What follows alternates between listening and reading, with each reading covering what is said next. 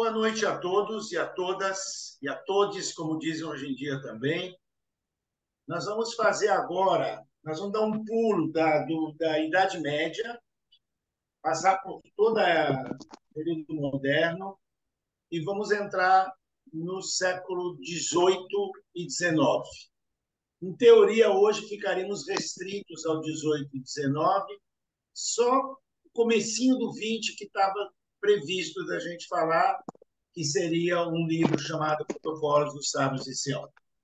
Mas, se o nosso tempo permitir, eu vou colocar um pedacinho de uma outra palestra que não entrará no programa, que não estava prevista, mas que eu acho que é oportuno. Então, eu pegaria a introdução no tema do Holocausto. Nós vamos começar, então, nos séculos XVIII e XIX, quando na Europa, a Europa está evoluindo e a Europa começa a se libertar das aspas, já que eu sou medievalista, eu não acredito nisso, mas aspas, as trevas medievais, e começa a ver o período que se chama o período das luzes, em que a sociedade se ilumina com saberes, reflexões e tudo mais. E nós temos como grande centro disso, mas com certeza não é o único lugar, a França, os filósofos franceses. Há algumas relações com pensadores alemães, ingleses, tá? Há uns links, mas basicamente o centro do iluminismo, que vai se chamar esse movimento, das luzes, seria a França. E vão virar ideais de algumas revoluções. Essas revoluções são revoluções de caráter burguês, o qual nem sempre é a burguesia que está na frente brigando, mas a burguesia que está monitorando, tá?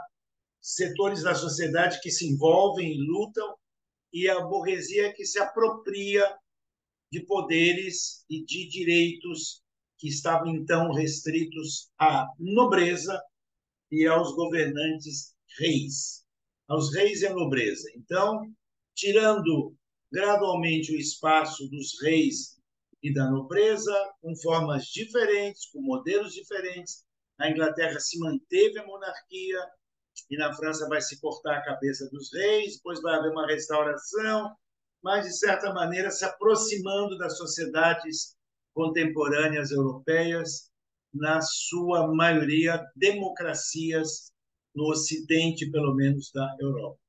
E aí há algumas posições que se desenvolvem. Tá? Três expressões que estão, digamos, na alma do povo francês, né? A liberdade, a igualdade e a fraternidade. E o que seria essa liberdade? Na essência, seria uma questão ligada ao comércio, à movimentação, à isenção de aduanas. Aí existia uma expressão que era uma demanda da burguesia, em francês, que está ali no meio do trecho da liberdade, laissez-faire, laissez-passer. Deixar fazer, deixar passar. Que seria a burguesia poder ter as iniciativas comerciais, industriais, etc., etc., sem tanto imposto, sem tanto controle, com mais liberdade.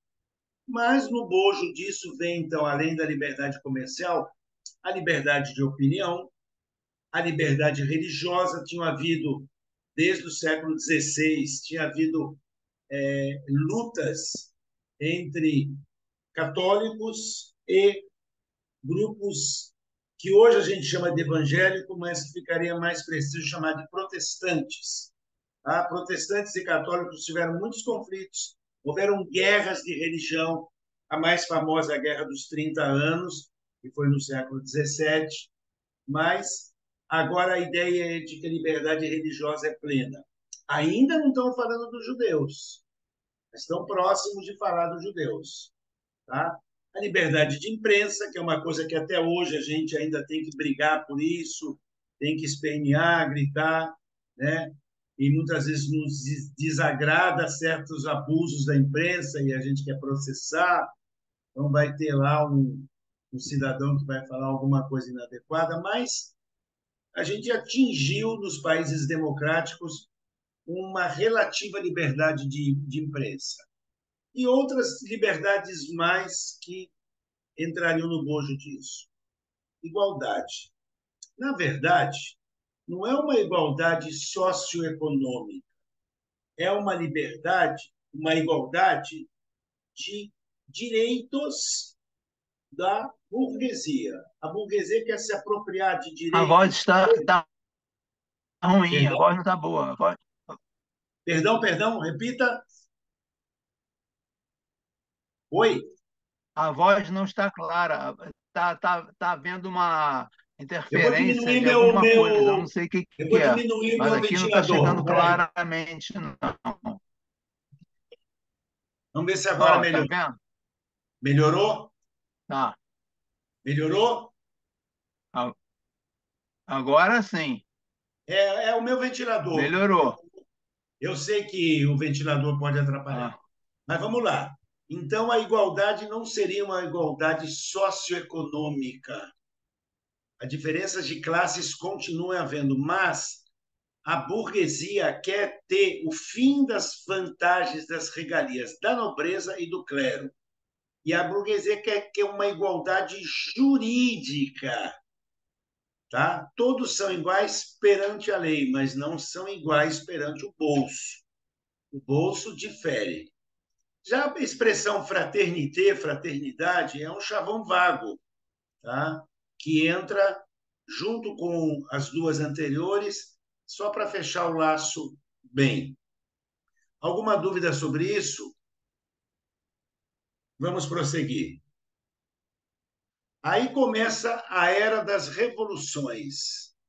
A grande revolução é mais ou menos uma década na França, na qual a chamada Revolução Francesa, que não é a única Revolução Francesa desse período, mas é a grande Revolução Francesa, ela é bastante radical no seu começo. Agora está saindo um filme sobre Napoleão.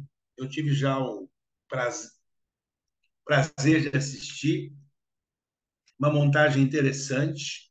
Evidentemente, não consegue abarcar todo o, te o tema e a grandeza do personagem. Ele fica muito focado na relação dele e da Josefina. Tá? Muito focado nesse detalhe. Mas mostra várias questões. Vou tomar um gole d'água porque eu estou soluçando. Peraí. E essas ideias iluministas, elas se espalham conforme a Revolução Francesa se espalha pela Europa, principalmente com o Napoleão, porque o Napoleão, na verdade, vai derrubando governantes, colocando governantes da família dele e vai onde ele não coloca governantes, ele coloca tropas e expande as ideias da Revolução Francesa, as ideias iluministas. Quando ele é derrotado em 1815, tem um recuo nos avanços, mas o século XIX vai ser como uma sanfona, em que avança e recua. O primeiro grande recuo é com a derrota de Napoleão, tá? Na época que o Napoleão dominou a Europa Oriental, os judeus tiveram momentaneamente um respiro em questão de direitos civis. O Napoleão deu alguns direitos civis para os judeus. A Revolução Francesa teve dois momentos. Num primeiro momento, foi dado os direitos civis para os judeus sefardim, os judeus que tinham vindo da Espanha e se estabelecido no sul da França, em 1791. Em 1793, deram direitos civis para os judeus ashkenazim, mas aí foi bem complicado, porque eles estavam envolvidos em dívidas de franceses, porque eles eram usurários, e aí foi muito conflituoso. Mas os judeus Na primeira etapa, inclusive, da Revolução Francesa, eles obtêm direitos civis, tá? Mas que perdem isso depois. O Napoleão chama também, na época, ele reconvoca um negócio, um colegiado de rabinos que existia no século II e III, chamado Sanedrim, Sinédrio. Ele remonta um sinédrio e faz as 12 perguntas e joga isso para os judeus para entender o seguinte: vocês são cidadãos franceses de fé mosaica ou vocês são judeus franceses? E o Sanedrim percebe que não tem jeito, então eles têm que se adequar para poder receber a cidadania. E tem alguns pontos frágeis nessa conversa, mas, de certa forma, tem um breve período em que os judeus provam dos direitos de cidadania na França e em alguns espaços ocupados pelos franceses por Napoleão. Napoleão é derrotado, os avanços recuam e instalam ainda duas revoluções na França. A de 1830, só na França, que derruba o último Bourbon, né? E sobe um rei burguês, Luís Felipe. Em 1848, em toda a Europa Ocidental, só não acontece nada na Rússia, tá? E nos países nórdicos, mas em toda a Europa Ocidental, até na Europa, como uma parte da Europa Oriental, tem movimentos de liberalismo, dessas ideias de igualdade e direitos jurídicos e nacionalismo. Mas os judeus, como é que ficam nessa história? Então, o iluminismo judaico ele já começou na Alemanha, mas a Alemanha não existia como um país unificado, não existia a Alemanha contemporânea, o Império Alemão. O Império era comandado por austríacos, por reis habsburgos. Mas havia, principalmente em Berlim, existiam grupos de intelectuais e um deles que aparece no meio deles é um judeu de origem, na verdade, do leste. Ele veio de uma região chamada Prússia Oriental e ele foi a Berlim. Ele era muito culto, ele conhecia judaísmo profundamente, mas ele conhecia a filosofia também. E ele frequentou os grandes salões de Berlim e ele lá foi considerado, inclusive ele ganhou uma disputa na academia alemã contra o grande filósofo do iluminismo, eu esqueci o nome dele. Alguém lembra aí para mim? Rousseau, não. Oi? Rousseau? Não, não. Immanuel Não. Kant? Voltaire. Kant? Voltaire. Não, não, não, não são franceses. O Immanuel Kant? Immanuel Kant, obrigado. Isso, Imagina. ele inclusive venceu uma disputa com o Immanuel Kant na academia. Então ele é considerado chamado Sócrates judeu, o Mendelssohn. E a concepção dele influenciou seguidores posteriores e o objeto era integrar os judeus nas sociedades europeias, ou seja, os judeus deixarem de ser um grupo à parte da sociedade e integrarem a sociedade, aprenderem outras profissões, aprender a língua do país. E aí começaram um processo que chamaria saída do gueto, em vários sentidos, mas aprender o alemão e não falar o Yiddish, tá? Profissões. Judeus já eram prestamistas, banqueiros, havia médicos judeus, mas tinha muitas profissões que não tinham judeus. E os judeus passam a aprender outras profissões. Cria-se na época, quem mora no Rio conhece as escolas Hort. No Rio de Janeiro tem uma escola chamada Ort, que é uma escola muito boa, que é uma escola do tipo dos Cefetes ou das escolas técnicas. Tá? Então, começo dessas escolas, no final do 18, começo do 19, principalmente no 19, para os judeus aprenderem outras profissões e saírem do gueto em múltiplos sentidos. E o grande chavão era: somos cidadãos alemães de fé mosaica. Ou seja, não somos uma nacionalidade dentro da nacionalidade, não somos uma nação dentro da nação. Somos cidadãos e que temos uma religião distinta, cidadãos alemães de fé mosaica. A ideia era se manter judeus, se modernizar e integrar. Isso não foi aceito unanimemente. A maioria dos judeus queria continuar somente sendo judeus. A ideia da cidadania é uma ideia que vai gradualmente ser incorporada, né? E o grande efeito do iluminismo, no sentido religioso, vai ser o judaísmo reformista, que depois vai ter uma cisão interna e vai surgir o judaísmo conservador. Apesar do nome conservador, ele é moderno. Tanto o judaísmo reformista como o judaísmo conservador são modernizações do judaísmo, da sinagoga, das rezas e tudo mais, da participação da mulher, etc, etc. Mas isso é um processo lento que eu não vou entrar, tá? Mas tem base, começa com o iluminismo. Além disso, aparece a Wissenschaft des Judentums, que seria a ciência do judaísmo. A ideia de estudar o judaísmo de uma maneira científica. Vai aparecer os primeiros historiadores, tá? Os primeiros historiadores judeus vão aparecer.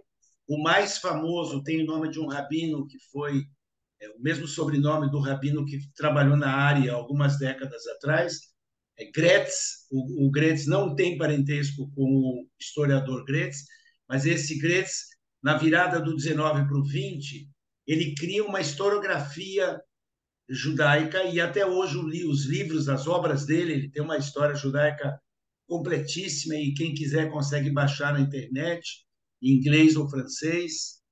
Não sei se tem em espanhol, eu tenho alguns volumes dele traduzidos em Gretz, igualzinho o nome do rabino Roberto Gretz, era o rabino na área, né? E ele é. Qual que é o primeiro nome dele? Não, não lembro. Mas Heinrich. Heinrich, Heinrich. obrigado. Henrique Gretz, Heinrich Gretz.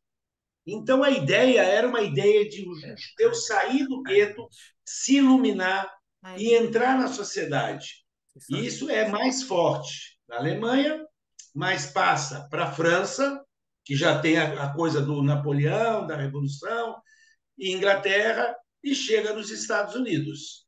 Tá? Para a Europa Oriental, isso vem, mas vem meio gatinhando. E com a dificuldade que havia para o judeu participar da sociedade no Império Russo czarista, isso vai caminhar para uma outra coisa e vai ter muita relação esse iluminismo judaico na Europa Oriental com a criação do sionismo, tá? Mas tudo isso está linkado nas dificuldades que a sociedade do Império Russo, principalmente, mas um pouquinho dos Habsburgos do Império Austro-Húngaro, vão limitar esses avanços. Seguindo. Aí vem discussões, tá? O olhar em relação aos judeus passava por uma percepção de que os judeus eram um povo classe. Inclusive, o Karl Marx e o Friedrich Engels, tá? O Marx era judeu de origem. E ele tinha uma análise historiográfica dos judeus como cumprindo uma função na história, sendo um povo classe. Tá? E, é claro, eles estariam no meio de uma pirâmide social que tinha os governantes no meio judeus e embaixo os governados. Vamos pegar no exemplo medieval: nobreza e clero em cima e servos, escravos, camponeses em geral embaixo. E uma faixa pequena no meio, os judeus, cumprindo a função de comerciantes e usurários, tanto com comércio quanto uma não chegavam a ser banqueiros. Quando houver banqueiros, os judeus já tinham sido jogados fora, mas eram usurários. Faziam empréstimos de dinheiro com juros altíssimos. Então, eram vistos como não produtivos. E aí a discussão que rola dentro do judaísmo e fora do judaísmo. Temos uma normalidade? Não, não temos uma normalidade, por quê? Estamos no meio da pirâmide. Então, tem que haver uma normalização do povo judeu. O povo judeu tem que voltar ao trabalho produtivo. Ora, mas se são cidadãos judeus de fé mosaica, não é o povo judeu, seriam os judeus. Então, claro, tem aí nuances, né, da polêmica, mas a ideia-chave é voltar ao trabalho produtivo. E alguns projetos surgem na segunda metade do século XIX. O mais famoso, mais conhecido, são dois grandes projetos, mas não são os únicos. O primeiro é um barão lá na Europa, chamado Barão Hirsch. Ele montou um projeto de colonização judaica na Argentina e no Brasil. Muito mais na Argentina do que no Brasil, mas eu sou descendente de judeus que foram para o Rio Grande do Sul para trabalhar na agricultura. Tá? Esse JCA, que era pronunciado como se fosse um I, não um J, eles falavam ICA. JCA seria rica, mas falava ICA, Jewish Colonization Association, criou colônias em Argentina, um lugar chamado Mosesville, o mais famoso, na províncias de Entre Rios e Corrientes. E, já no começo do século XX, no Brasil, colonizando lá perto de Santa Maria, a primeira colônia, que era Philipson, e a segunda colônia, que era Quatro Irmãos, que era subdividida em algumas pequenas colônias. Meu pai nasceu em Quatro Irmãos e minha mãe cresceu, passou a infância e a juventude dela lá. Então, eu descendo de judeus que vieram para as colônias agrícolas judaicas no Brasil. Tem muitos estudos, muitos escritos, principalmente lá em Porto Alegre, tem uma associação que chama Marc Chagall, em nome do pintor. E o Marc Chagall tem muitas pesquisas e tem livros sobre essas colônias agrícolas no sul do Brasil. E o outro movimento que surgiu era: vamos normalizar o povo judeu na terra de Israel, voltar às nossas origens. E isso, claro, que é razão de polêmica hoje, né? Nos questionamentos que se fazem do estabelecimento judaico em Israel, mas eu não quero entrar nisso, não. Isso está fervendo muito e está incomodando muito. Vamos em frente. Então, é um longo processo que começa no começo do 18, atravessa as revoluções, atravessa um nacionalismo bem duro e os judeus tentando ou um caminho alternativo ou a integração nas sociedades europeias. Tá? Claro, sociedades europeias, eles viam com muito carinho se os judeus quisessem se converter ao cristianismo. Mas isso é uma tradição muito antiga, mas considerava que os judeus eram atrasados, teimosos, não produtivos, que eles eram um atraso dentro da sociedade europeia. E a Revolução Francesa entendeu que se aquela ideia de igualdade, que seria todos são iguais perante a lei, não integrasse os judeus, haveria um furo no sistema. Então, não é porque os grandes revolucionários franceses amassem os judeus, tá? Não é porque eles queriam emancipar os judeus, fosse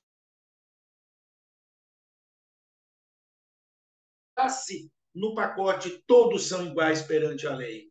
Então, gradualmente aparecem gente que não tem muito carinho pelos judeus, não tem muita consideração, mas, mesmo discriminando os judeus, eles começam gradualmente a abrir espaço. Agora, se a gente pegar aqueles três grandes filósofos iluministas, o Voltaire, o Rousseau e o Montesquieu, mas se pegar outros também, o Diderot, que é o autor da enciclopédia, eles não tinham muito carinho, muita consideração pelos judeus. Eles consideravam os judeus trevas, atrasados, mas, na prática, os revolucionários da Grande Revolução, de 1789 a 1799, acabam emancipando os judeus. O Napoleão volta atrás, faz o grande sinédrio, mas também abre um espaço para os judeus se integrarem. Cai Napoleão, caem os direitos dos judeus, gradualmente vai se obtendo espaços e posições. Os judeus começam lenta e gradualmente a se integrar na sociedade. Claro, olha aqui como é que foi a coisa. Aquele início lá no 1789, decapitam lá o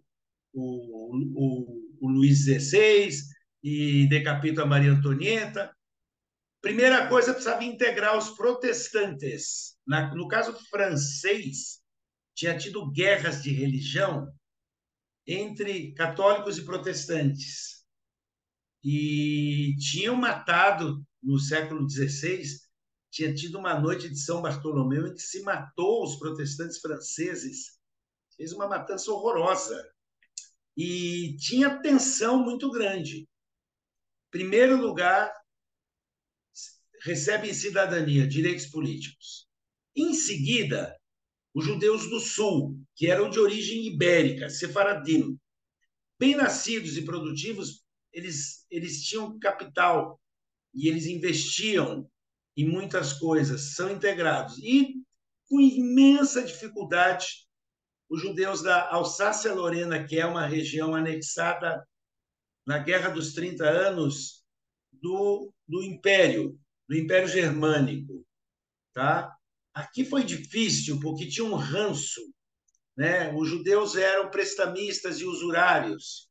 E as ideias do Voltaire em relação aos judeus eram as piores possíveis.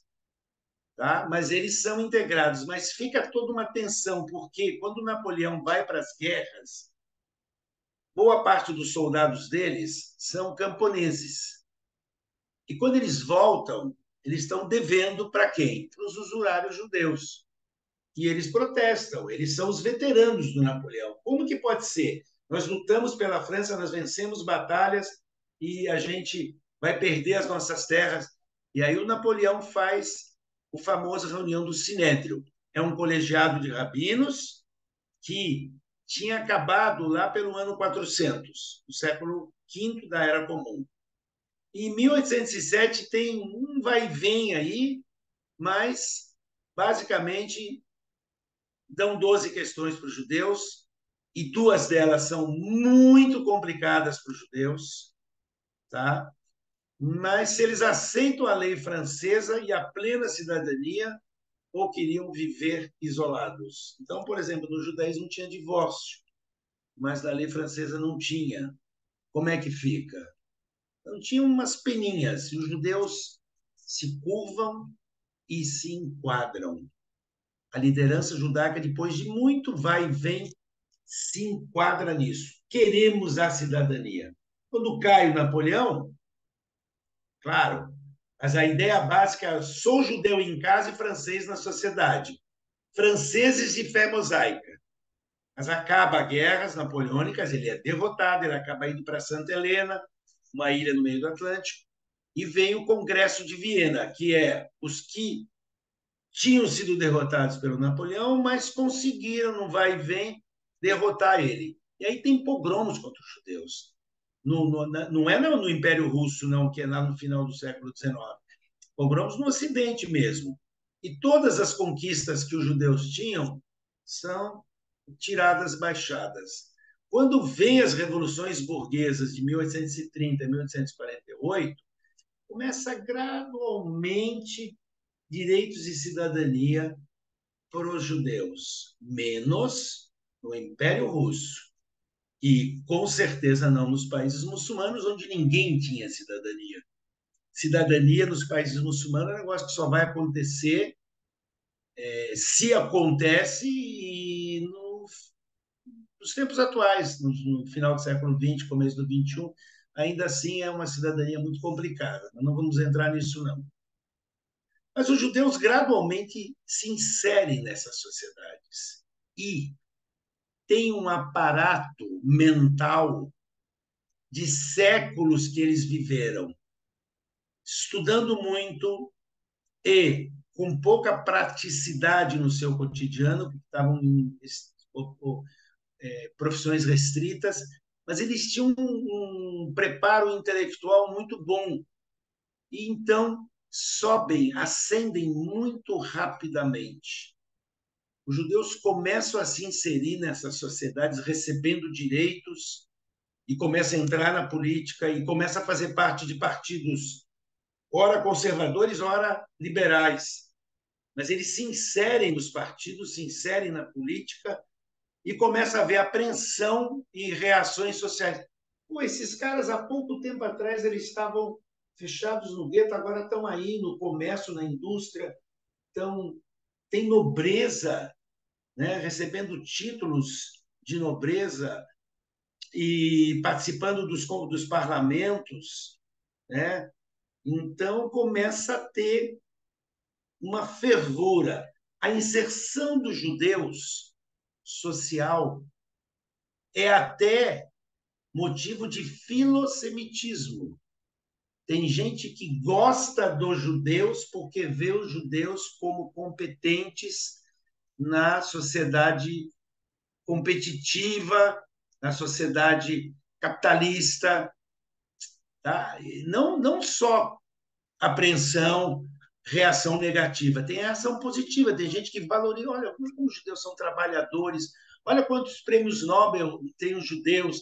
Esses discursos que se repetem, às vezes trazem uma avaliação imprecisa dos judeus ou extremamente simpática aos judeus. Mas, claro, inveja, competição, ciúmes, por outro lado. Essas coisas todas acontecem.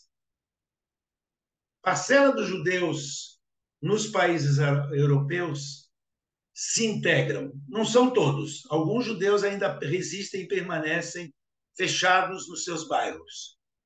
Uma parcela dos que se integram se assimilam e desaparecem, ou seja, acabam se convertendo ao cristianismo e casam com gente da elite. Outros obtêm direitos e se modernizam, mas continuam judeus. E uma parte deles vai para o judaísmo reformista ou para o judaísmo conservador. E uns se fecham nos seus, nos seus bairros, no seu cantinho. Então, vai haver uma diversidade muito grande entre grupos dentro do judaísmo. Então, uns desaparecem, uns se fecham e uns se integram e participam da sociedade. Claro, mas muita gente nas sociedades dos países da Europa Ocidental não aceitam que os judeus agora querem participar da política, estão participando da economia. Já tem judeu, tinha um primeiro-ministro na Inglaterra no século XIX que chamava Disraeli. Quer dizer, está claro a origem dele. Lord Rothschild, aquele barão de Hirsch que eu falei que fez, ele era um barão na França, né? Não, ou na Inglaterra. Não sei se ele era na França ou na Inglaterra, mas ele tinha um título de nobreza, quer dizer, judeus com títulos de nobreza. E a concorrência nos espaços sociais e econômicos começa a gerar conflito. Quem são esses que estão aí, né, tomando o meu lugar, o meu espaço? Vamos pegar o Karl Marx, que seria a fonte de origem do marxismo, que vai ser importante na Revolução Russa e uma série de outras.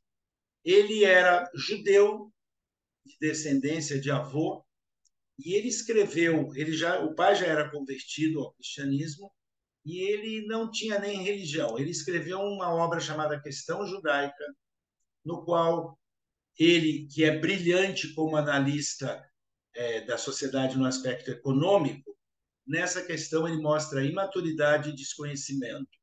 E absorve, mesmo tendo raízes judaicas, um ranço antissemita, tá?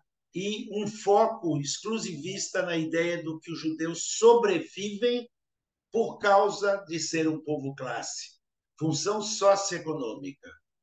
Um autor já do século XX desenvolve muito essa tese e a explica, tá? É o Abraham Leon. Esse Abraham Leon, tristemente mesmo, morre no campo de concentração. Mas ele escreve uma história do povo judeu, da Idade Média até o primórdios da Segunda Guerra Mundial, em que ele desenvolve essa tese e justifica. E eu cito ele, tá? A dominação universal do judaísmo, do triunfo de sua essência egoísta, sob a forma do capitalismo de mercado, apontando o dinheiro como o Deus ciumento de Israel, diante do qual nenhum outro Deus deve existir. E recita Marx. Marx afirmava ser a letra de câmbio o verdadeiro Deus dos judeus, e que esta divindade havia ganhado toda a sociedade que assim se judaizara. Pessoal, esquerda ou direita aqui se confundem, e é mais ou menos o que está acontecendo hoje conosco. A gente está olhando a esquerda e a direita fazendo discursos diferentes e parecidos ao mesmo tempo. Tá? Uma fala dessa, originária de Marx, citada pelo Abraham Leon, ela não difere em nada daqueles mitos medievais antijudaicos. É forte, é pesado. E agora eu vou mostrar alguns livros da minha biblioteca, tá? Do qual eu me baseei. O primeiro é esse, Questão Judaica de Marx. Isso é um livro que eu tenho, é de anos 60, 70.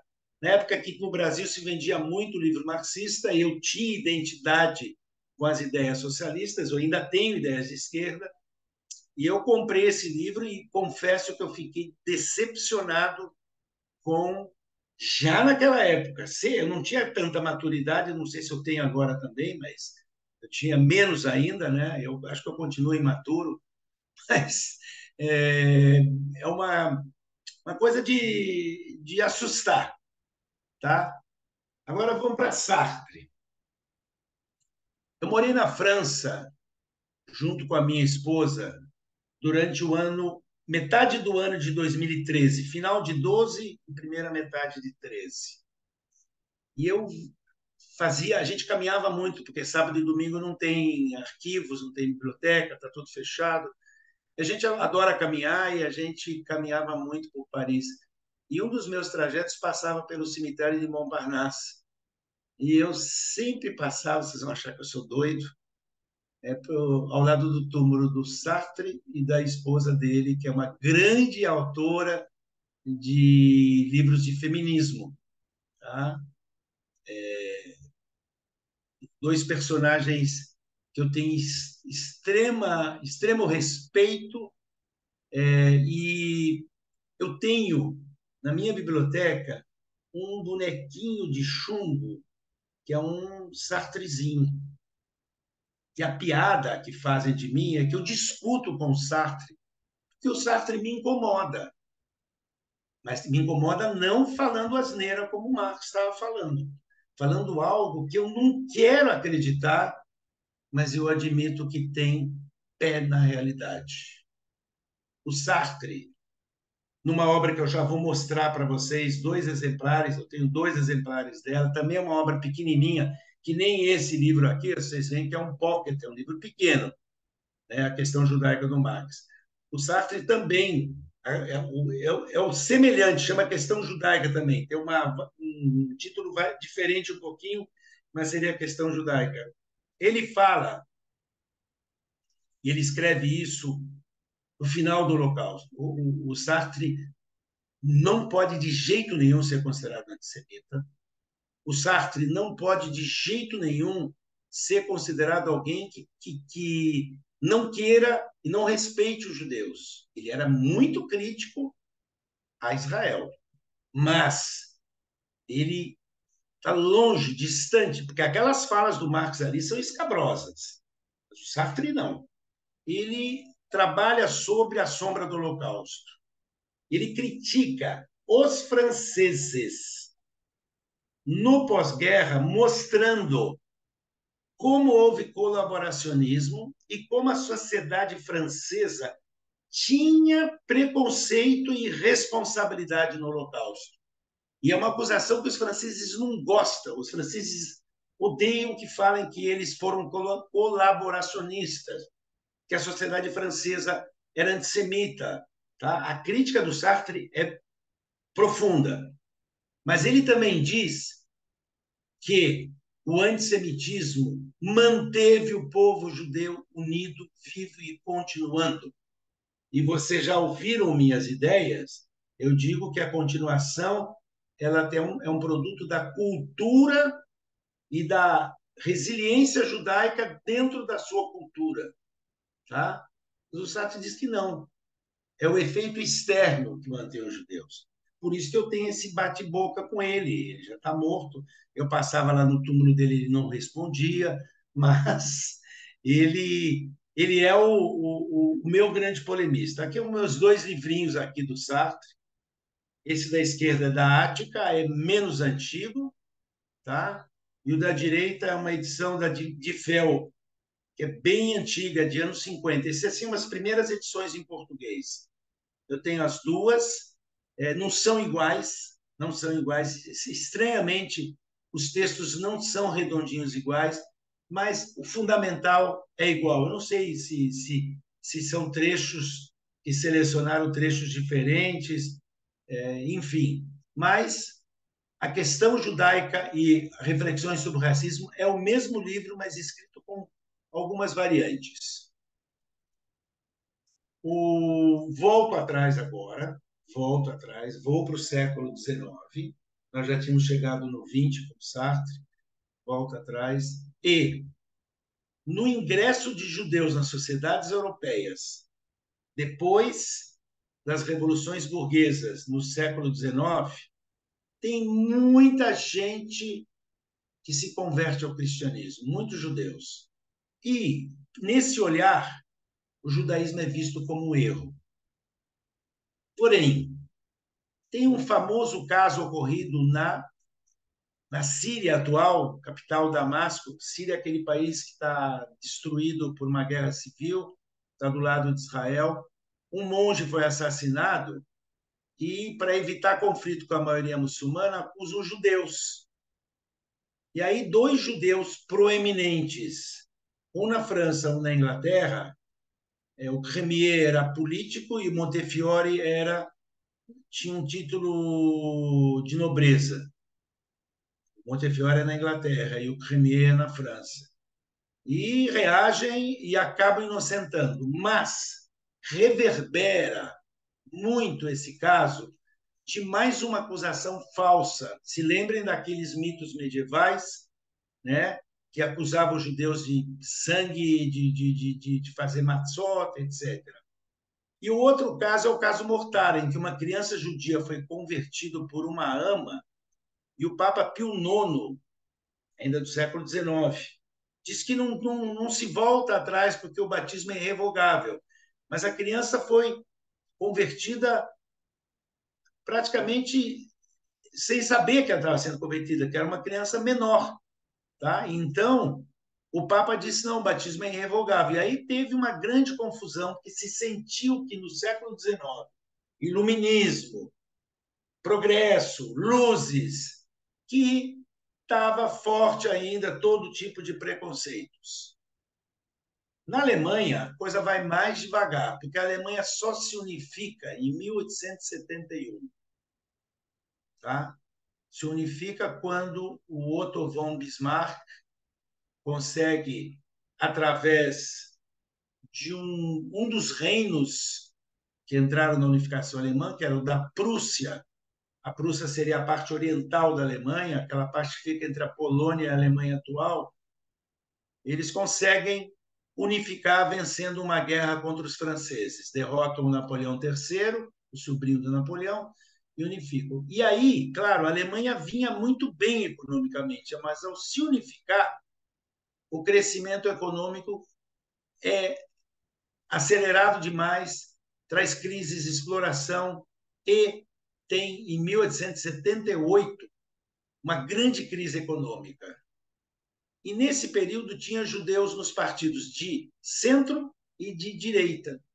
Tinha os judeus conservadores, como Stahl, e tinha judeus liberais, como Lasker, tá? Mas, principalmente, sociais-democratas.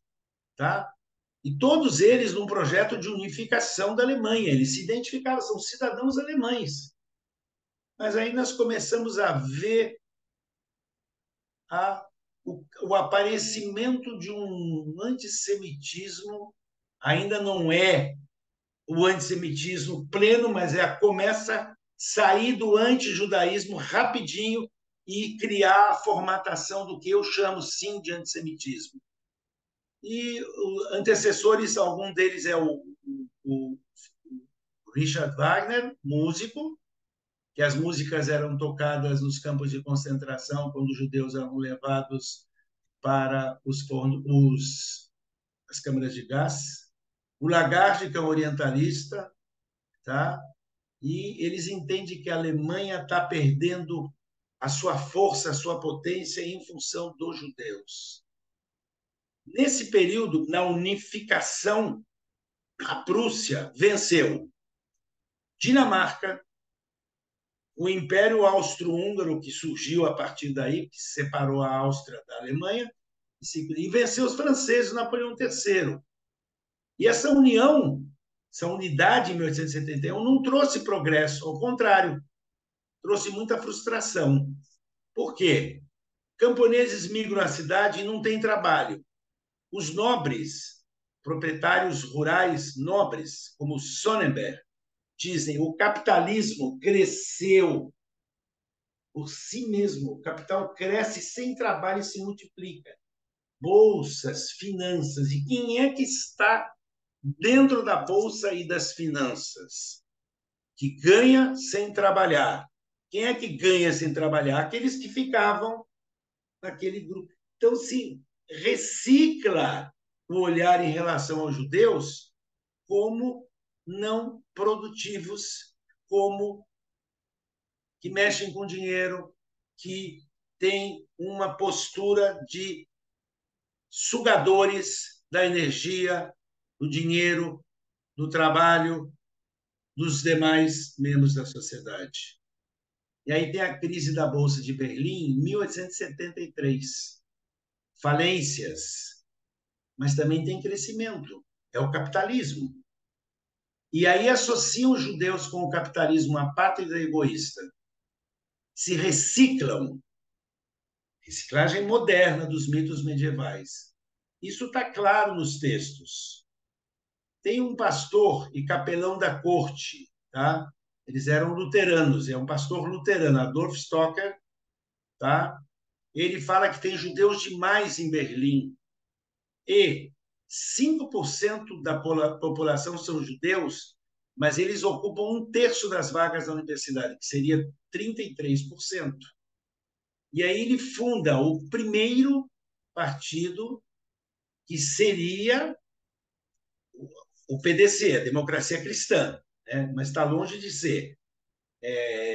Christliche Soziale Arbeiterpartei, Partido dos Trabalhadores Social Cristã, que seria o democrata cristão depois.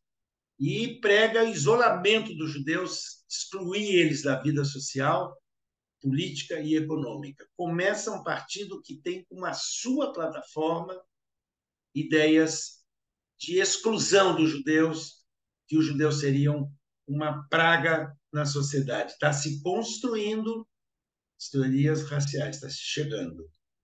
Aí aparece um historiador, aliás, historiador de história antiga, que eu me cruzei já com ele, Tratchker. Invasão judaica, ocupa a bolsa, dominam a imprensa, toma as universidades, são os mais ricos do país. Ele usa mal as cifras, mas vocês sabem que fake news, bem contada e contada com veemência, pode ser considerada verdade, ainda mais se não houver um controle da liberdade de imprensa, as limitações. E um outro tema que ele coloca é o seguinte: os judeus são a nossa infelicidade. O Bismarck não era antissemita, Otto von Bismarck, mas ele quer atingir o Partido Liberal, porque ele é do Partido Conservador, o Bismarck. Então, ele quer atingir o Lasker, que é um judeu, e faz o jogo. E aqui vem o cara que vai criar o termo semitismo-antissemitismo. É o intelectual alemão Guilherme Wilhelm Marr. Ele diz: a vida e o futuro pertencem ao judaísmo, a morte e o passado ao germanismo. Ele escreve textos que falavam da vitória do judaísmo contra o germanismo, dizendo que os judeus corroem a sociedade alemã, destrói. Claro, ele está no bojo de uma crise econômica, que precisa ter algum culpado e atribuem aos judeus, e não conseguem entender que isso é uma parte do capitalismo. E aí nós vamos começar a construção do racismo e do antissemitismo. Omar proclama, aqui está a obra dele aqui, né? Siege des Germanistums über das Judentum, a derrota do germanismo pelo judaísmo. A grande vitória histórica do judaísmo, registro de uma batalha perdida sem qualquer esforço do exército derrotado. E quem me passou essa referência é um historiador judeu chamado Salo Baron, que é do século XX, primeira metade. Quer dizer, o Mar está aqui na foto, e ele é o criador do termo antissemitismo. Fundou a Liga Antissemita, e o pretexto dessa Liga Antissemita é juntar intelectuais alemães para denunciar os judeus como destruidores da cultura, parasitas da humanidade e que deveriam ser arrancados pela raiz. Então, uma outra obra dele, chamada Espelho de Judeus, ele fala de uma nova forma de ódio aos judeus, superava o tradicional ódio religioso por um ódio biológico. Opa! Fundado na essência mesma dos judeus, na sua constituição química e orgânica. Está se pegando a ciência, ou a pseudo, a falsa ciência, que havia nesse período, e está se construindo o racismo. Paul de Lagarde, que é um intelectual, escreve: os jornalistas liberais judeus, pontos, que poupam aos seus leitores todos os esforços de pensamento, impede que tenham qualquer opinião pessoal, tornar estéril o ideal germânico. E usando as ciências biológicas, as teorias da antropologia do século XIX se definem como liga antissemita. E, claro, usam a Bíblia para conceituar raças. Sem seria o filho de Noé ancestral de Abrão. E Cã seria usada pelos africanos. E os germanos seriam descendentes de Jafé. Então, seriam os indo-europeus, entre eles os germânicos, seria o topo da pureza. E o topo da impureza seriam os judeus, os semitas. Richard Wagner e Paul Lagarde apregou uma biologia racial. A vida é uma luta e os mais fortes vencem. A melhor raça, a raça alemã, deve impor sua lei às raças decadentes dos confins asiáticos. E, por incrível que pareça, o que seria a democracia cristã a posteriori, socialismo cristão austríaco, até hoje existe, conservador, antissemita, tem como líder Karl Lueger, que foi eleito prefeito de Viena várias vezes. O imperador austro-húngaro se opõe. O imperador austro-húngaro gostava dos judeus e entendia que os judeus eram benéficos para a sociedade. Mas ele permanece. E aí se constrói um conceito pretensiamente científico. O racismo é uma pseudociência, se apoia em darwinismo, na antropologia. Mas quem é que tem interesse nessa insanidade? Tá? Para isso crescer, tem que alguém mentir bem, mas tem que ter gente que tem interesse em mentir bem e levar isso adiante. Alguns autores que eu discordo deles, mas eu citei já aulas passadas a Maria Luísa Tucci Carneiro, grande amiga minha, que eu respeito, reverencio, dizem que o começo está no Estatuto de Pureza de Sangue de Toledo, que dali é uma virada. Isso é uma polêmica historiográfica e eu estou num outro acampamento, mas cito e referencio. O contexto francês tem aqui um mix, tá? Várias revoluções, ideologias à solta, tinha liberalismo, nacionalismo, socialismo, convergem, divergem, e os judeus estavam no meio disso aí tentando obter os seus direitos. E a nobreza francesa diverge. O famoso Conde de Gobineau, que visitou o Brasil e que o Dom Pedro II, que não tinha nada de antissemita, tá? Nem pensem nisso, ele gostava dos judeus, visitou a Terra Santa, mas ele interagiu muito bem com o Conde de Gobineau. E ele escreveu um ensaio chamado Ensaio sobre as Desigualdades das Raças Humanas. É uma teoria pretensamente científica. Você vê, já tem na Alemanha, agora tem na França. Aqui, a obra dele em inglês, aqui o Conde de Gobineau no Brasil, tá? E a desigualdade das raças humanas do Arthur de Gobineau. Ele apregoava a superioridade da raça branca ou nórdica ou ariana e que ela havia trazido progresso. Ou seja, não são alemães aqui, esse é francês, tá? A importância dos franceses nas melhores coisas do mundo. Visitou o Brasil, foi bem relacionado com Pedro II, com intelectuais, e tem muita importância na forma que os negros, os mulatos, os pardos foram e continuam sendo vistos no Brasil. O racismo com os pretos, com os pardos no Brasil, tem esse embasamento do Gobineau nessas relações. Falou sobre branquear a população e os riscos da miscigenação. Mas não vou entrar nisso. Não posso deixar de citar, mas não vou entrar nisso. O Eduardo Drummond é autor de uma obra chamada France Juive, França Judia. Tem 100 edições em francês. E o jornal La Libre Parole, a palavra livre, moldaram as teorias do pensamento francês, traduzido em alemão, inglês, espanhol e polonês. Efeitos imediatos e posteriores. La France Juive aqui. Aqui, ó. Olha que bonito aqui, ó. Os judeus destruindo a sociedade europeia. Então, tudo isso na França da Revolução, na França do Napoleão, meio século depois, é complicado. E os judeus participavam de todos os espaços da sociedade, tá? Mas na França, o exército só tinha, até o Napoleão III ser derrotado pela Prússia, só tinha oficiais nobres, mas derrotado na Guerra Franco-Prussiana, tá? Entrou um revanchismo francês e uma humilhação da França, que a Prússia derrotou a França e criou o Império Alemão.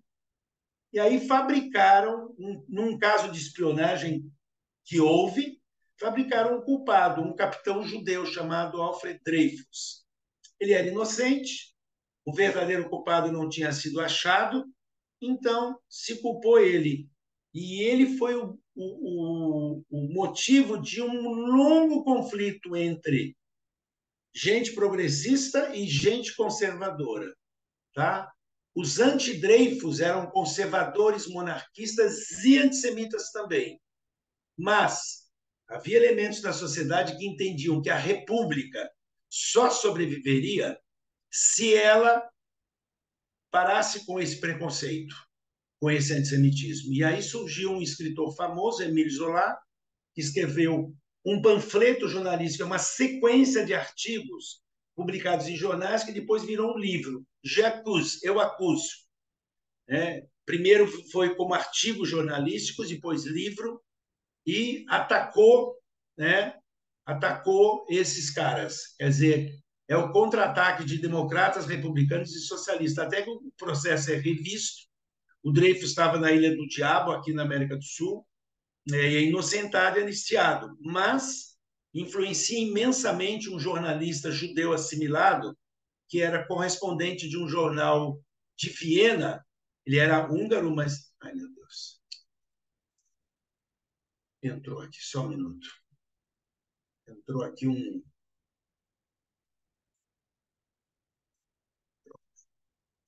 Entrou aqui um negócio, você precisa trocar. Ai,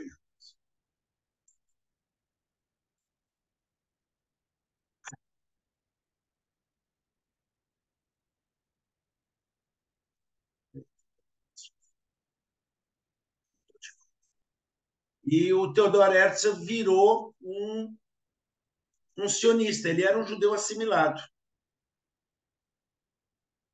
Caso russo. Bom, ali não tinha muito o que fazer. Na Rússia tínhamos o Império Czarista muito atrasado e que conquistou a Polônia e absorveu um grande número de judeus. E o projeto dos czares era converter esses judeus. Fizeram muitas tentativas para converter e resolver o problema judaico. E até vendo que os judeus resistiam e não se integravam, abriram um pouco a porteira para judeus migrarem e começaram também leis restritivas e pogroms. A situação dos judeus na Rússia é péssima na segunda metade do século XIX e só melhora com a Revolução Russa. A situação deles é muito difícil. A primeira Revolução Russa gera instabilidade e o czar não cai ainda na primeira Revolução Russa, mas ele está correndo risco. E aí o czar é derrotado numa guerra contra o Japão. O Japão era um paísinho pequenininho, aquele Império Russo era imenso. É derrotado numa guerra naval contra a frota japonesa. E tem que culpar alguém. E aí tem um monge ortodoxo russo, chamado Nilos. Há duas datas, uma é 1908, outra é 1913. Eu fico com 1908, mas tem autores que colocam em 13. Plagiam uma obra e criam um mito de conspiração mundial judaica. Ele, em muitas coisas, é semelhante ao mito de envenenamento dos poços de 1309, ou seja, 600 anos depois, fazem um remake e dizem que os rabinos se reúnem no cemitério de Praga e conspiram para envenenar os poços das cidades cristãs. Tá? Esse livro é vendido, apesar de proibido, apesar de que existe proibição, inclusive, do STF, ele é vendido em várias livrarias brasileiras. Tá? Aqui, um outdoor. Quer saber por quê? Quer mesmo? Leia Protocolos do Sião. Nem é assim, é Protocolos do Sábio de Sião, mas você vê que é uma coisa que tem no meio de uma cidade do Brasil. Aqui, o Nilos, lado esquerdo superior, uma capa, o rei, o czar Nicolau, protocolos, protocolos em alemão, para dar uma ideia. Aqui, várias edições em português, mas essa aqui do lado esquerdo inferior, tá? É do Gustavo Barroso, que é o historiador do integralismo. O Brasil tinha um partido fascista na época do Getúlio.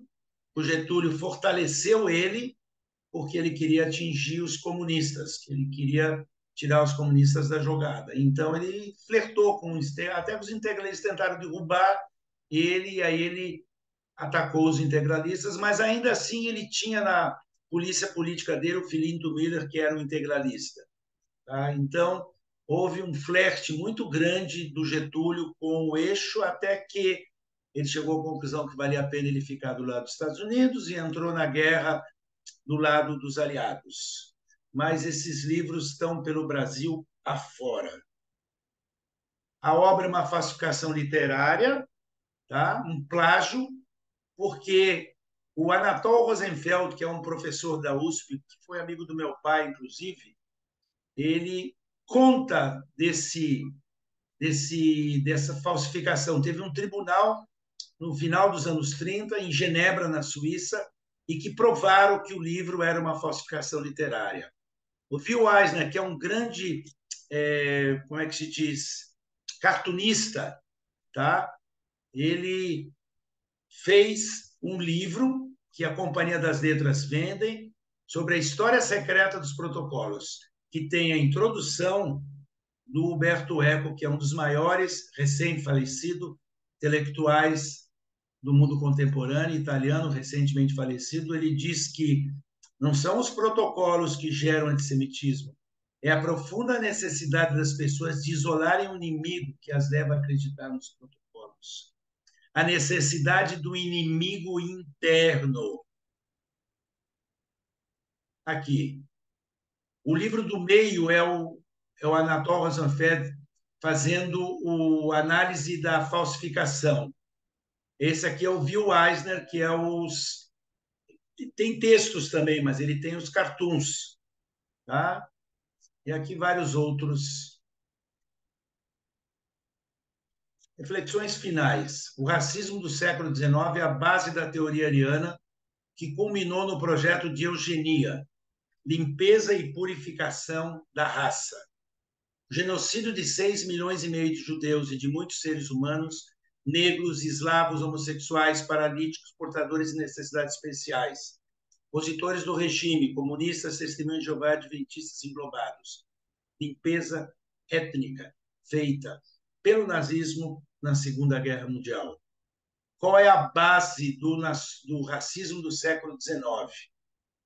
Multifacetado, polissêmico, mas um dos focos mais importantes é uma pseudociência que pretendia falar de progresso genético, de volta às raízes, baseado no dilema do romantismo, e o nacionalismo. O nacionalismo do século XIX queria e precisava, economicamente falando, de justificar o colonialismo, a ocupação de colônias na África e na Ásia, para ter lá mercados, matérias-primas e mão de obra no setor primário.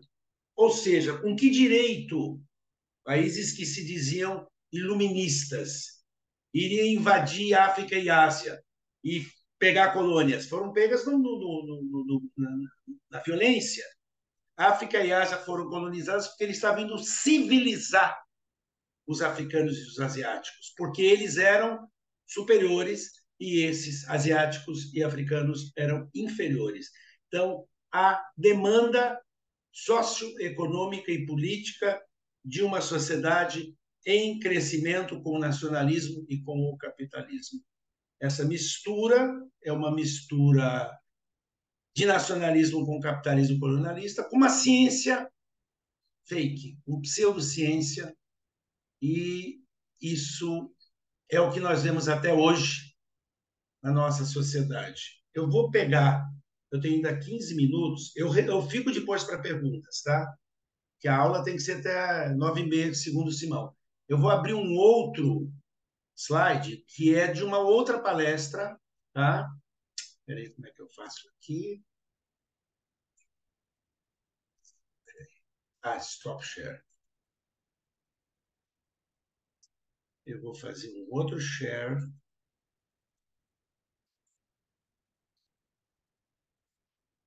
Isso é de uma palestra sobre o Holocausto, tá? E eu quero olhar só a introdução. A palestra é grande, é mais 1 hora de palestra, eu não vou fazer. Mas eu quero olhar como um contexto, porque hoje eu estou preocupado com o contexto de falas que a gente tem na nossa sociedade, no Brasil e no mundo, em relação aos judeus e a Israel. Então, eu quero mostrar para vocês como um contexto constrói uma ideologia e constrói uma ideologia que discrimina certos setores da sociedade. Tá?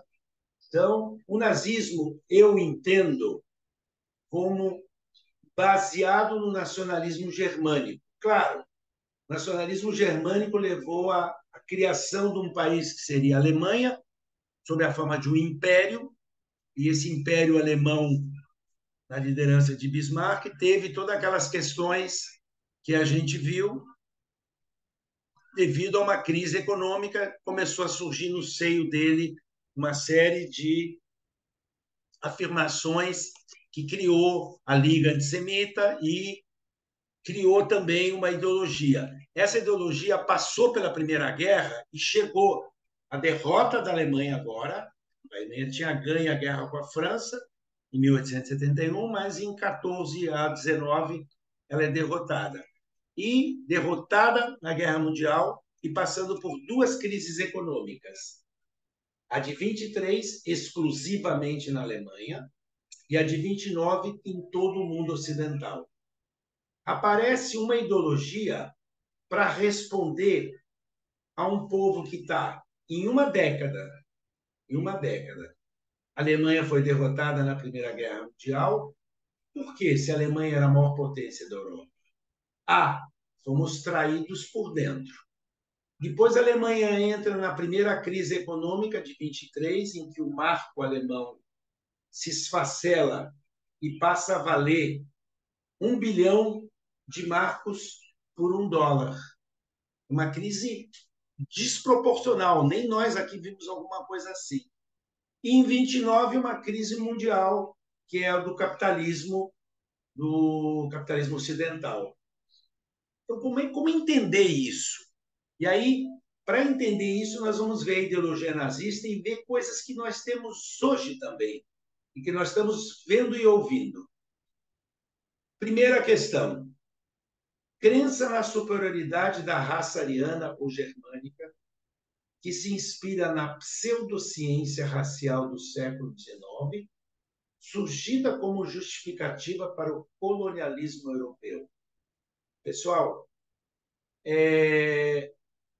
na Europa, nos Estados Unidos e no sul do Brasil, principalmente, mas de vez em quando eu vejo uma coisa que é um nonsense profundo, que eu vejo gente de negros e pardos fazendo um discurso assim.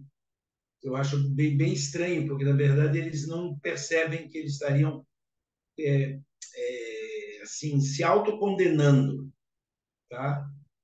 Mas essa crença tem nos Estados Unidos, em setores da sociedade que se alinham, principalmente no Partido Republicano e no Trump.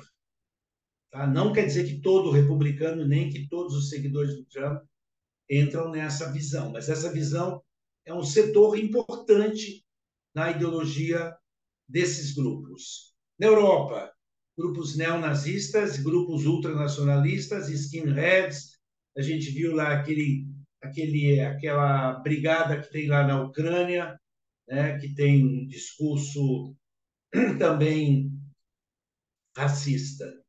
Depois, quase que acoplado um no outro, nacionalismo exaltado, que colocava o Reich, o Estado Nacional, o Führer, o líder máximo, e a raça ariana acima de qualquer juízo ou valor. Ou seja, para fortalecer o Estado, para obedecer ao líder máximo e para defender e segurar e exaltar a raça ariana, vale tudo, até o extermínio de minorias e de setores da sociedade. Aí entra o que nos interessa. Tá? Aqui nós temos uma charge do lado esquerdo, espada nazista cravada sobre a estrela de Davi, na cabeça da cobra. Olhem bem que na cabeça da cobra tem uma estrela de Davi. Algumas das palavras em vermelho, como sangue jorrando do réptil, são usura, medieval; Versalhes, que seria o tratado final da Primeira Guerra Mundial; inflação, as crises de 23 e de 29; bolchevismo, que seria o comunismo soviético; Barmat, que é um personagem, Putisker, Chare, os três judeus envolvidos num escândalo financeiro; prostituição e terror. E leio agora o seio de antissemitismo extremado, que usava o judeu como bode expiatório, causador da decadência alemã e de todos os males sociais, tais como a derrota na Primeira Guerra e a crise econômica. Depois, totalitarismo político, sob o qual a concepção básica seria um único chefe, um único partido, um único povo. Segundo Hermann Göring, ministro do Reich, Adolf Hitler era a consciência da nação. Reparem que esse D tem a ver aqui com o B, mas são duas facetas de uma coisa que se conecta. Tá? Ok. E aqui entra uma coisa que a gente viu muito no Brasil nos últimos anos, aquela coisa de não aceitar vacina, de terraplanismo e tudo mais. Oposição às manifestações intelectuais, fontes de novas ideias ou críticas ao sistema. Confisco e queima de livros que divulgavam ideias diferentes das do nazismo. Eu não sei se vocês viram em documentários, mas essa foto que tem aqui do lado esquerdo embaixo, queima dos livros, isso aparece até num dos filmes do Indiana Jones. Né? O Indiana Jones está passando, o terceiro filme dele, ele está passando ali no meio de Berlim, estão queimando o livro. Queimar livros. Os livros foram, os Talmudim foram queimados na frente da igreja de Notre Dame, tá? No século XIV. Não, perdão, século XIII. Teve o rei São Luís, o Luís IX, ele mandou recolher o Talmud, dizendo que o Talmud tinha blasfêmias anticristãs, e fez uma pira enorme e queimou eles em frente a Notre Dame. Imagina a França da Revolução, a França da liberdade, igualdade e fraternidade, queimaram livros lá. O nazismo recicla, ele reutiliza essa ideia novamente. Longas durações, mito do envenenamento, protocolos do Sábado de Sião, queima dos livros pelo Luís IX em 1240, queima dos livros pelos nazistas nos anos 30 do século passado. Depois, militarismo e expansionismo, em que a raça superior advogava o seu direito ao Lebensraum, espaço vital, para a expansão e domínio das raças inferiores rumo ao domínio universal. Fecha aqui. Negação dos direitos humanos básicos para todos e tudo que se opusesse à expansão do poder e dos ideais nazistas. Inclusive, um grande filme que eu recomendo, que é sobre o olhar de uma estética nazista. Tá? Tem um livro, um filme do Peter Cohen, que chama... Ai, meu Deus. Que chama...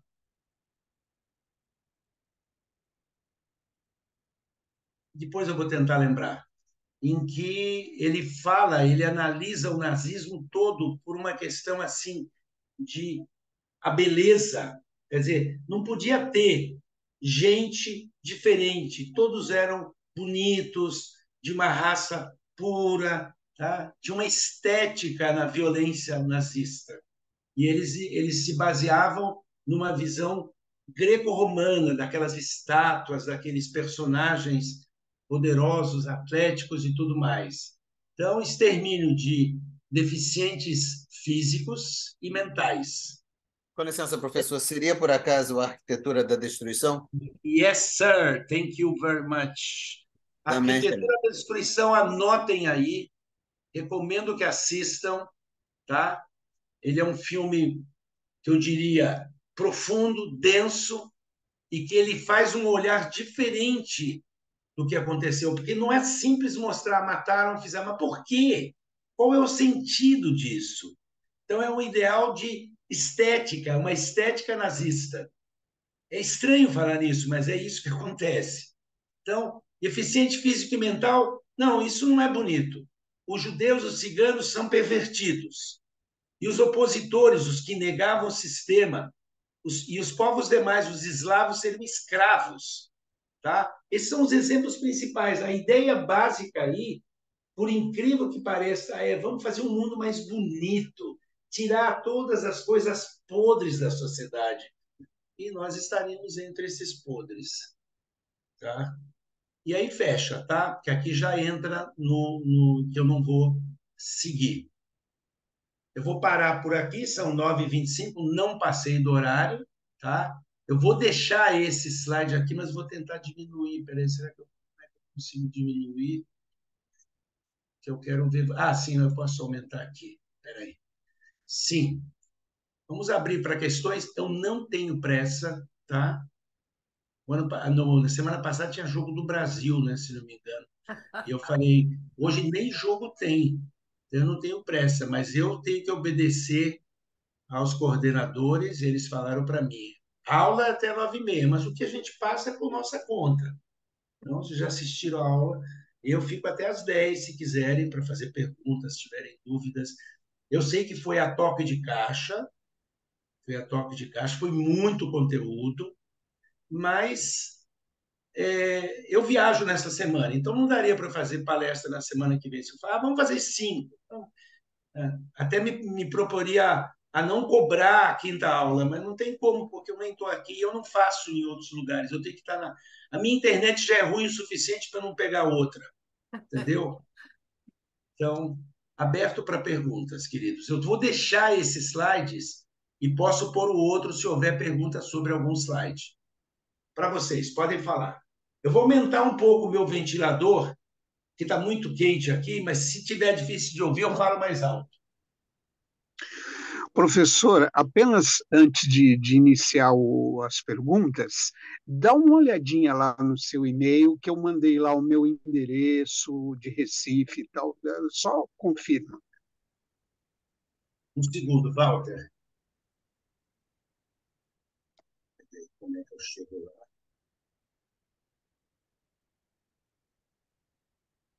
Eu não sei como é que eu chego lá, eu tenho medo aqui de cair tudo.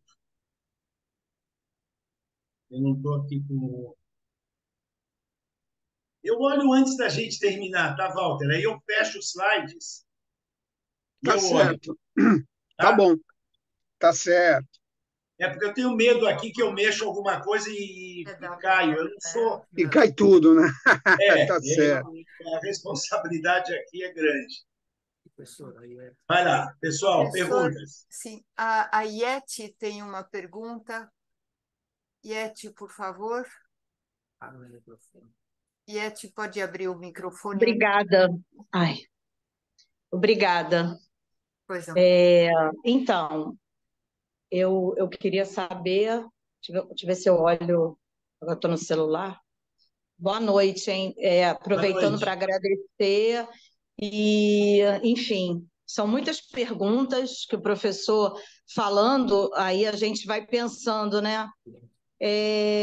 Professor, para início, né? Eu ainda não estive no Louvre e eu queria saber, os judeus têm em algum andar, em alguma parte, algum lugar no Louvre? Veja bem, no Louvre, que eu conheço razoavelmente, tem sobre as civilizações do Oriente Antigo e tem sobre Israel. Não tem muito também, porque a gente não fazia muita estátua, né? Não tinha muito ídolos e assim, mas tem de arqueologia e tal. Mas em relação aos judeus no medievo, é casual que possa ter judeus no medievo, judeus Aham. modernos, mas existe um instituto em Paris que tem um museu judaico lá, mas eu já não me Certo. lembro mais onde é que era, não. Eu cheguei a Não, visitar. tudo bem. Porque assim, minha filha é rabada e ela teve uma oportunidade de ir a um casamento, e como eu sempre fiquei falando no ouvido dela, Louvre, Louvre, ela falou: "Ah, vou lá". Quando ela voltou, ela falou: "Mãe, que decepção, não tem nada". Agora eu falei: Tem, "Vou tem perguntar para o sobre o professor". Israel no mundo antigo, tem sobre Canaã, a Tá, civilização desse período, mas não tem específico. Mas tem entendi. museu judaico em Paris, viu? Tem museu, Eu a acho que comunidade judaica é foi o muito ativa. momento. Aí eu queria saber, será que isso aí já é um indício? Pode ser também questão do Avodazará, que a gente não. Ou isso é algum indício de antissemitismo? Porque aí eu já fiquei assim, Não, meio. não, não. Não, não, não, Não não creio, não procede. creio. Assim, eu não queria, eu não posso monopolizar, então assim, eu prefiro deixar circular, e se Mas tiver faz mais tempo, uma pergunta, faz mais ah, uma, depois você tá. entra na fila. É o seguinte, professor, assim, a gente é educador, né? Eu trabalho aqui no Rio de Janeiro, é, na escola municipal, tudo mais. Mas a minha questão é a seguinte: a gente sempre trabalha na perspectiva de que educação é esclarecimento, a educação é a única maneira que a gente acredita que a gente pode passar para o outro, né? Aí eu fico pensando assim: a França nos deu Georges Duby, nos deu Le Goff, nos deu, né, livros maravilhosos que eu lia dos meus professores na UERJ, Baruch Hashem, na época da UERJ, que não é essa UERJ de hoje, Palestina Free. Eu dou graças a Deus que eu não estudei nesse momento. Não, o que seria de mim? Entendo, Eu teria que ir para o entendo. online. Aí eu fico pensando assim, tudo na sua aula, tá? É, a França de Jacques, Zola. Óbvio que na França, é uma pergunta que eu faço para você, é óbvio que eles têm uma história que não é os 3 tempos de história que eu dou para os meus alunos, eles devem ter 5 tempos de história. Agora, eu pergunto, como é que esse aluno sai do ensino médio, que é outro nome, continua repetindo nas ruas de Paris a morte aos judeus?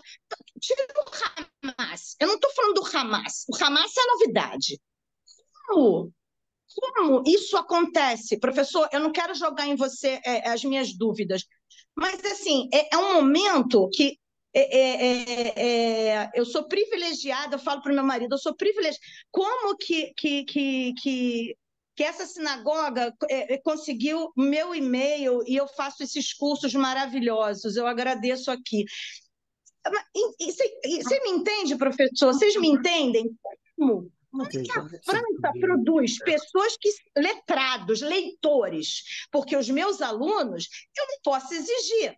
Eu não posso exigir de uma Baixada Fluminense que eles têm necessidade de carinho, de comida, não é verdade? A gente faz o que pode. A gente leva a Anne Frank, não somente eu, tá? Eu quero deixar registrado aqui. Muitas colegas minhas levam de um colégio para outro Anne Frank, fazem um trabalho maravilhoso. Aí a gente vê a França, que teve esses análises. Palestina Free, judeu. Eu vou encerrar porque eu acho que eu não vou me voltar. É muito revoltante, é Olha só, muito querida, revoltante. olha só, querida. É, eu trabalhei na comunidade de Curitiba, né? E tem um grupo de leitura da comunidade judaica de Curitiba que um dia me pediu para eu fazer, em cima de um livro um bate-papo. Eu esqueci o nome do livro, tá? Mas é um livro que é uma... Nós falamos de utopia, existe uma distopia. Utopia seria um sonho no futuro melhor, e distopia seria um sonho de um futuro pior. Eu não vou conseguir lembrar do nome do livro, tá? Talvez eu tenha até aqui nesse computador, mas não vou começar a procurar, porque eu fiz um trabalho com isso e apresentei para eles. É uma distopia que fala de que na França, olha bem, o número de habitantes da França de origem árabe, no sentido largo, norte da África, Oriente e tudo mais, é cada vez maior. E nessa distopia vai subir um presidente da França de origem muçulmana, ligado à fraternidade muçulmana, e que vai fazer pequenas alterações na sociedade francesa, mas a maior delas é em relação a mulheres e acadêmicos, que você exclui as mulheres, e as mulheres, para mim, são seres pensantes, críticos, inteligentes, mas principalmente você tira da academia quem não se enquadra nessa visão de mundo. Ele não faria, não obrigaria a sociedade, ninguém a se converter, não mexeria nisso. E o personagem do livro, ele vai para o sul da França e se enclausura no mosteiro, e na cidade de Poitiers. Poitiers é o lugar onde os francos derrotaram uma invasão muçulmana. É todo alegórico o livro. Eu devo ter aqui até os slides que eu fiz nesse laptop. Mas então a França tem uma população de origem árabe, a maioria absoluta desses de origem árabe são muçulmanos, e eles têm um poder eleitoral muito grande. Mas ainda assim, a França é uma democracia, pelo menos por hora. Tá? Espero que continue. Mas a distopia é lascada. Então, você imagina por que na França tem esses movimentos todos e tem um alto percentual de população de origem árabe e um alto percentual de muçulmanos. E óbvio que se nós fôssemos maioria, a gente estaria gritando também na rua. Passo a palavra. Professora Orlene levantou a mão. Por favor, Orlene. Boa noite, professor. Obrigada por mais essa aula, muito reflexiva. Eu nem sei qual ponto levantar, mas eu vou tentar agora, porque são muitos pontos que levam a gente a pensar. A paraxá dessa semana, por exemplo, traz o ódio dos irmãos ao José, e eu fico pensando que esse mesmo ódio, né, levou ao Egito, e ao Egito, no caso, a ascensão dele no Egito como esse governante, e então, fazendo associação com um dos temas, né, da sua palestra, temos ali o filosemitismo. Então, essa governança judaica, no caso, o senhor trouxe sobre esse intermediário, povo intermediário que faz, que prospera em tudo que faz, porque, enfim, é bastante pensante, bastante criativo, enfim. E aí, o que me leva a perguntar, qual que é o nosso papel hoje, se a gente ainda está cumprindo esse papel de José, descendo ao Egito, no caso, exercendo esse papel entre os povos de ser um povo criativo e, ao mesmo tempo, de benefício e paralelo ao antissemitismo. Então, reflexão sobre Paraxá e nessa Paraxá de José, e se a gente hoje não estaria vivendo esse papel de logo depois, né, ser esquecido pelo faraó e aí do filosemitismo para o antissemitismo. Desculpa, eu tentei fazer rápido esse percurso que veio aqui lentamente, né, durante a sua palestra. Então, convite, enfim, para a gente pensar nisso. Ok. Obrigado, Arlene. Olha só, quando se fala de semitismo, está se falando de uma construção de século XIX que se apropria de algo que seria da religião. Sem Cã e Jafé é uma tentativa, no período bíblico, de explicar as diferenças entre asiáticos, africanos e indo-europeus. É uma explicação de época, mas usar isso para explicar as diferenças dos grupos na sociedade europeia do século XIX é uma construção fantasia total. Por quê? Porque semitas não seriam judeus, seriam judeus, os árabes. Como é que os árabes podem ser antissemitas? Como é que os palestinos podem ser antissemitas? Que tipo de antissemitismo o semita tem para outro semita? Tá? Então, isso é uma construção de século XIX totalmente furada, tá? E que tentava qualificar na sociedade europeia os outros. Quem são os outros? São os judeus. Bom, então eles são o quê? Eles são semitas, eles são asiáticos infiltrados na sociedade europeia.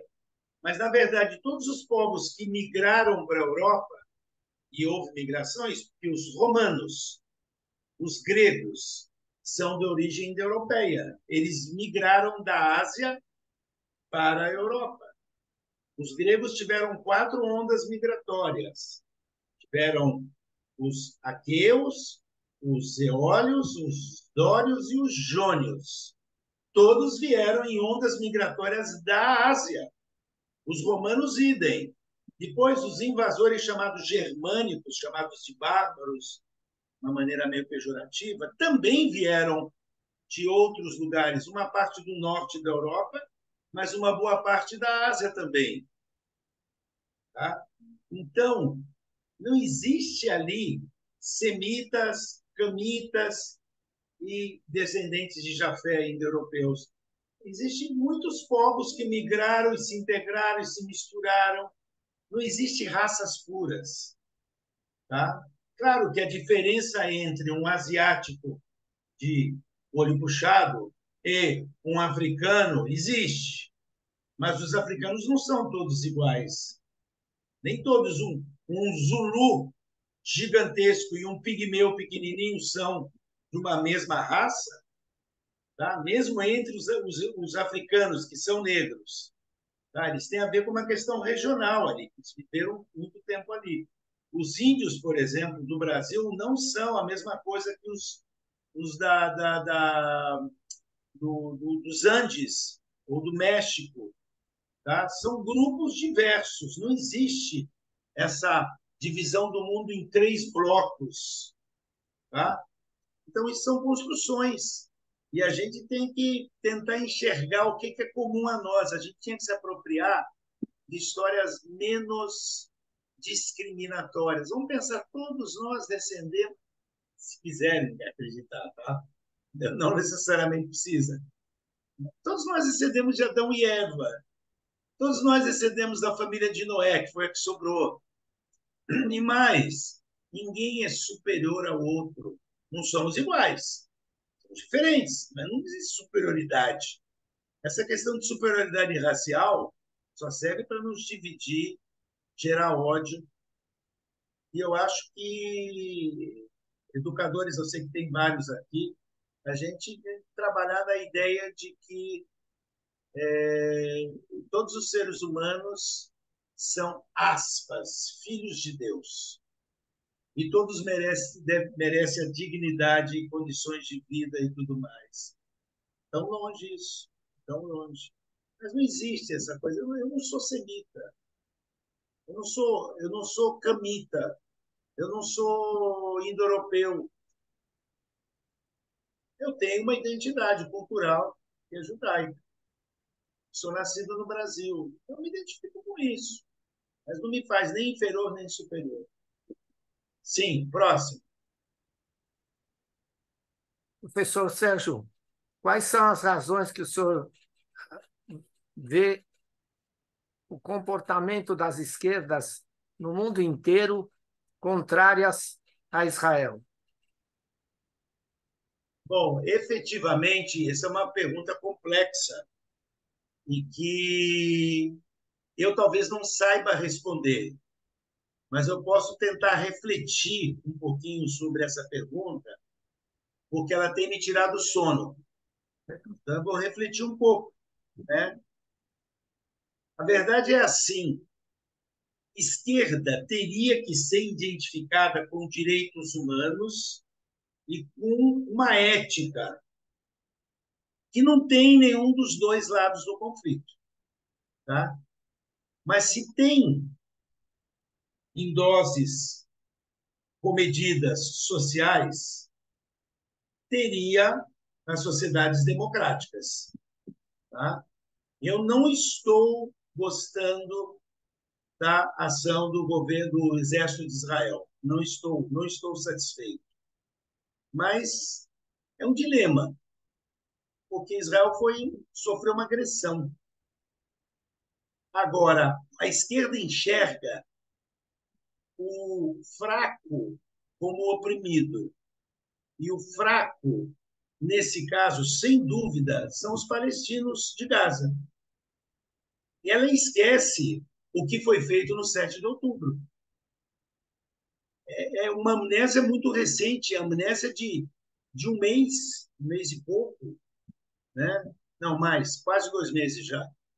É uma amnésia muito grande, quer dizer, não aconteceu nada ali, não aconteceu nada que justifique essa reação desproporcional. Eu acho que essa reação é desproporcional. E eu não acredito, Simão, que nós vamos conseguir acabar com o Hamas. Infelizmente. E eu não acredito que o Hamas vai conseguir acabar com Israel. Felizmente. Mas a esquerda, inclusive o nosso presidente, estão vendo as coisas de uma maneira muito distorcida, olhando o fraco sendo vítima do forte e não entendendo que o fraco criou isso. O que o Hamas queria, na minha opinião, e eu estou longe de ter as coisas claras. Eu posso falar com autoridade nos temas de história mas em termos de atualidade, o que eu falo é uma fala a mais, é uma narrativa a mais. Está longe de ser a narrativa correta.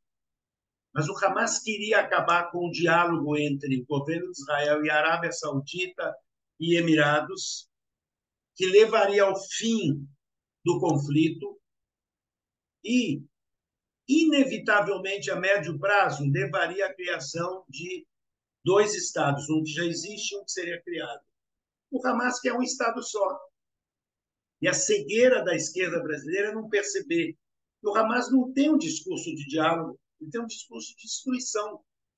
A própria OLP já aceitou a ideia de 2 estados. Está faltando executar isso e Israel está travando. O governo do Bibi, os governos da direita de Israel, travaram já há 2 décadas qualquer possibilidade de diálogo. E eu sou francamente contrário ao Bibi, sou francamente contrário ao governo de extrema-direita que está estabelecido lá e francamente favorável e identificado com a democracia israelense, com os valores sociais. Em Israel se ensina nas escolas, se ensina, não quer dizer que na prática, no cotidiano, tenha, mas se ensina pela paz, se educa para a paz, mas está muito difícil. Ou seja, peço desculpa se alguma das coisas que eu falei incomodem ou ofendam, estou longe de ser o dono da verdade, está me tirando um pouquinho o sono, eu durmo bem normalmente, tá? Quer dizer, não tiro o sono totalmente, não, mas está me tirando de dia, está me dando algumas alucinações de dia, porque Isso que está acontecendo é o maior pesadelo dos últimos 50 anos. Tá? Professor, solidariedade, solidariedade total. Tá? E peço desculpa se eu extrapolei alguma coisa, ofendi alguém. Maravilha, não, senhor. Pelo contrário, o curso maravilhoso, ele nos deu toda a base para entender antijudaísmo, antissemitismo. Estamos munidos de material para argumento, e a gente agradece muito a excelência do curso. E a gente espera muito em breve ter uma próxima oportunidade de tê-lo conosco nas aulas. Eu, com certeza, ficaria honrado e interessado em continuar interagindo com vocês no momento que lhes aprouver. Eu sei que vocês têm projetos e... Ó, Walter, seu endereço chegou aqui, seu e-mail chegou. Casa Amarela, Recife, Pernambuco. E eu vou ainda visitar você lá em Recife.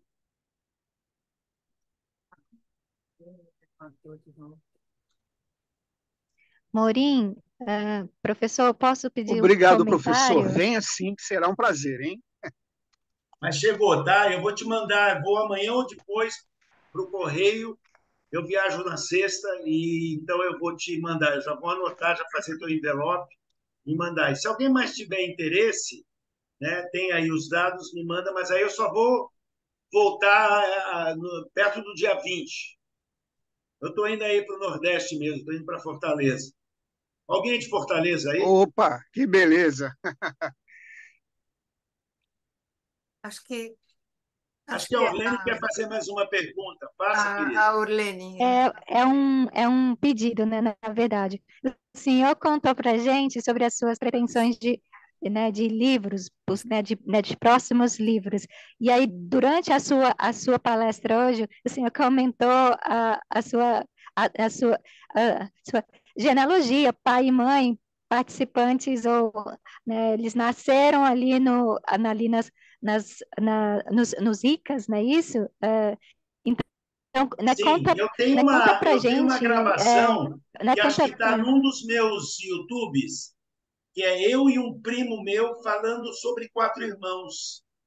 Nós somos entrevistados pela Sociedade pronto. Genealógica brasileira, judaico-brasileira, e está num dos meus YouTubes.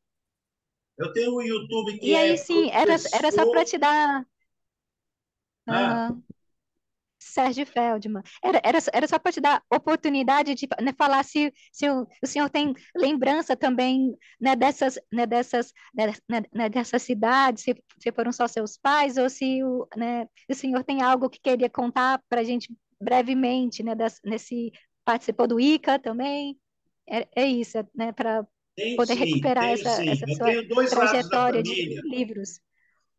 Dois lados da família. Eu tenho um artigo que não está online, tá? Sobre quatro irmãos, mas como eu falei, a Sociedade Genealógica Judaica Brasileira fez uma entrevista online gravada, que eu acho que eu coloquei nos meus YouTube, sobre quatro irmãos. Eu e um primo meu. O primo meu não é historiador, mas deu um samba maravilhoso, porque meu primo é muito inteligente, tem um lado mais pragmático das coisas, eu sou mais teórico, né?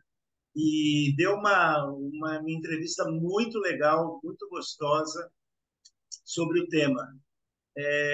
Provavelmente, se procurar no YouTube, botar Sérgio Feldman, um acho que é Serfeld só, que é as minhas iniciais, e o outro é professor Sérgio Feldman. Uma coisa assim. Mas vai achar, tá lá. Os meus YouTubes são abertos. Tem até filme de família ali que está aberto. Então você pode encontrar lá. Agora, o que eu lembro disso? Muita coisa.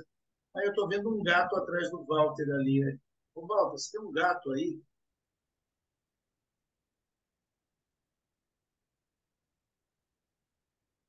Abre o microfone, Walter. Professor, por um acidente, é uma historinha meio longa, eu, de um gatinho, acabei tendo 5, Que né? maravilha! Eu Mas tenho um só, mas ele não vai dar cria porque ele é castrado. não deu tempo de eu fazer isso, né? Eu peguei 2 gatinhos, né, para adotar e tudo, tirar da rua, aquela coisa, O né? meu Eu tenho uma participa, viu? cachorrinha. O meu gatinho É, participa das então, minhas lives e coisas. Ele já apareceu até em algumas. Mas voltando, viu, Helene? Eu tenho é, é, memória, de lá, sim. Eu visitei lá. E é muito interessante porque meu pai e minha mãe cresceram lá. Minha mãe não nasceu lá, mas meu pai nasceu, cresceram lá. E o meu sobrenome é Feldman, é homem do campo. Quer dizer, associou a colonização agrícola lá. Só que eles saíram, todos eles saíram. Os meus tios saíram, mas alguns dos meus tios foram parar em kibbutz. E um dos meus tios, até o fim da vida, trabalhou em agricultura. Então, ficou essa origem. Ficou essa origem. Mas Quatro Irmãos desapareceu como colônia judaica. Ele só tem cemitério judaico. Eu tenho um avô enterrado lá e eu tenho uma avó em Erechim, que é do lado de Quatro Irmãos. Eu tenho um avô e uma avó lá enterrados. Visitei várias vezes lá e escrevi já coisas sobre, mas em revistas, não em periódicos acadêmicos. Então, não tenho isso online. Sim, que mais? 5 para as Professor, 10. More 5 minutes. professor, eu acredito que agora é um bom momento para lhe agradecer ainda uma vez pela excelência do curso.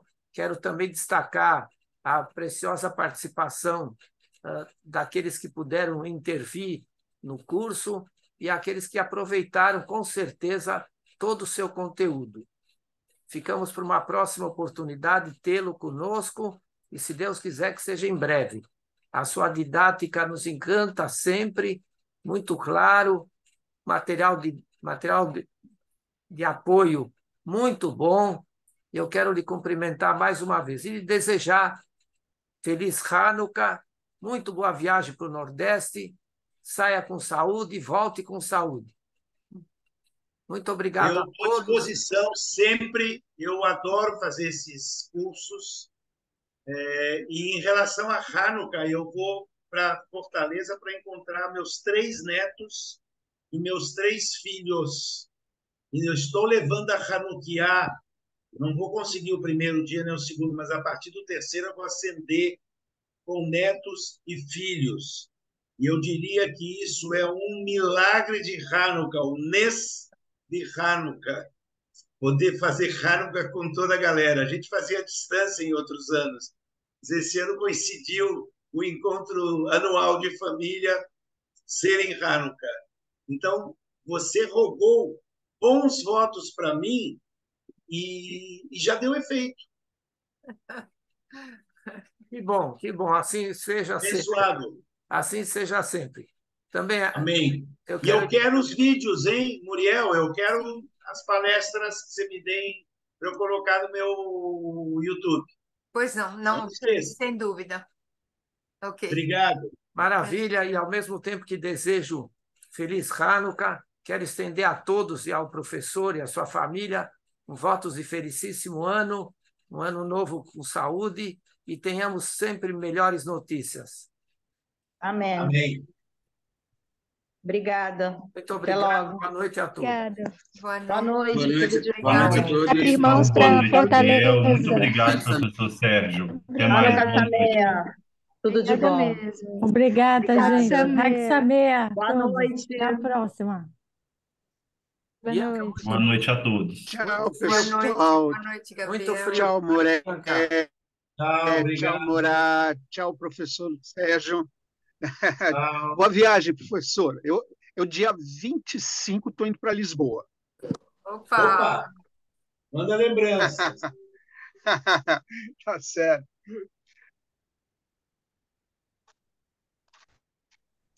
Eu vou fechar a sala. Muito obrigada.